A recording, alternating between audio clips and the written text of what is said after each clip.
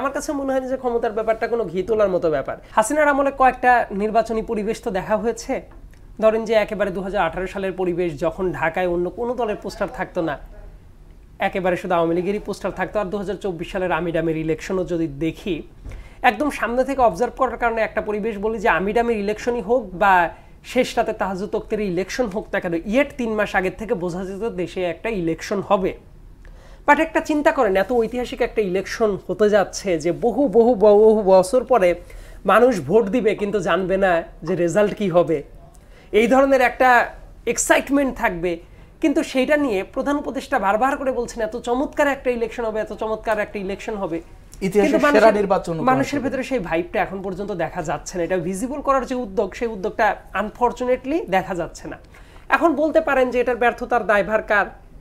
আপনি রাজনৈতিক দলগুলো তো নির্বাচনে টেনে উঠে যাওয়ার জন্য যথেষ্ট পরিমাণ রেডি। বিএনপি 237 জনের নাম ঘোষণা করে দিয়ে দেখেন তার কথাবার্তা কিন্তু নির্বাচনী টোনে চলে গেছে। জামাত ইসলাম মুখে অনেক কিছুই বলে না, কিন্তু ব্যাপারটা হলো তারা আজ থেকে 1 বছর আগে তাদের ক্যান্ডিডেট প্রত্যেকটা আসন ভিত্তিক 1 বছর আগে তারা ঘোষণা করে রেখেছে নরমাল অমুক আসনে অমুক ভাইকে ভোট দিন, তমুক আসনে অমুক ভাইকে ভোট দিন, কিন্তু আবার বলবে পিয়ার না হইলে আমরা ভোট দিব না। মানে একই সাথে আপনি বলবেন যে পিয়ার না হইলে ভোট হবে না, ভোট করতে দিব না, হ্যান করব না, ত্যান করব না, আবার গিয়ে আপনি ঠিকই প্রার্থী ঘোষণা করবেন, আবার বলবেন আপনি সাইন করবেন না, কিন্তু সবচেয়ে বড় একটা হাসি দিয়ে আপনি সাইন করে আসবেন। সাইন করে আসার পরে আবার বলবেন যে এটা করবো না। আর এই যে সোজা আঙ্গুলে না হলে বাঁকা আঙ্গুলে ঘি তুলতে হবে না, আমার কাছে মনে হয় যে ক্ষমতার ব্যাপারটা কোনো ঘি তোলার মতো ব্যাপার। ইনফ্যাক্ট আমি ঘির ব্যাপারটা তো আসলে কি যে আপনি কোনো লোভনীয় কোনো খাবার, রাইট? আমার কাছে যেটা মনে হয় দায়িত্বের ব্যাপারটা অনেক কষ্টার্জিত ব্যাপার। মানুষ ভোট দিয়ে আসলে ক্ষমতায় বসায় না, দায়িত্বের চেয়ারে বসায়। সো আমি মনে করি না যে মানে এটা ঘি সুলভ কোনো আকর্ষণীয় কোনো ব্যাপার, বরং এইটা খুবই কণ্টকাকীর্ণ একটা দায়িত্ব। আর একটা কথা বলি যে এই সাইডে ধরেন যে এই যে এনসিপির যে দাবিটার কথা বললেন যে নোট অফ ডিসেন্ট থাকতে পারে না, এই আলাপ আলোচনাগুলো রাজনৈতিক দলগুলো তো থাকবেই। কারণ কি প্রত্যেকেরই তো কিছু বার্গেনিং টুল থাকে। রাজনীতিতে আমরা সামনে এই আলাপ আলোচনাগুলো অনেকেই অনেক কিছু বলে না, কিন্তু বার্গেনিং টুলটাকে সাথে রাখি, এটা খুবই স্বাভাবিক একটা ব্যাপার। এটা শুধু বাংলাদেশের জন্য না, পুরো পৃথিবীর পলিটিক্সে এরকম চলতে থাকে।